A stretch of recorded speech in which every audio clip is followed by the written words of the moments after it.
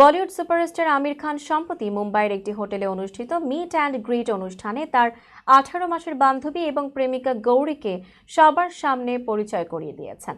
বৃহস্পতিবার সাংবাদিকদের সঙ্গে এক অনানুষ্ঠানিক সাক্ষাৎ ও শুভেচ্ছা বিনিময় সভায় আমির তার ব্যক্তিগত জীবন নিয়ে কথা বলেন এবং গৌরীর সঙ্গে সম্পর্কের বিষয়টি প্রকাশ করেন। আমির জানান, 25 বছর আগে গৌরীর সঙ্গে তার প্রথম দেখা হয়েছিল, তবে কিছু সময় যোগাযোগ হারিয়ে ফেলেছিলেন। তবে কয়েক বছর আগে আবারও তাদের যোগাযোগ শুরু হয় এবং বর্তমানে তারা 18 মাস ধরে একসঙ্গে রয়েছেন।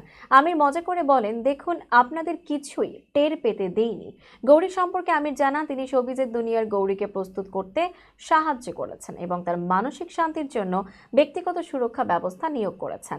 গৌরী বেঙ্গালুরুতে থাকতেন এবং তার একটি 6 বছরের ছেলে রয়েছে। আমির জানান, তার সন্তানরা এবং পরিবারের সদস্যরা গৌরীর সঙ্গে পরিচিত হয়েছে এবং সবাই খুব খুশি।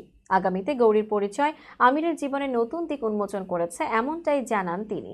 এর আগে আমির রীনা দত্ত এবং কিরণ রাওকে বিয়ে করেছিলেন, তবে 2022 সালে তাদের বিচ্ছেদ ঘটে।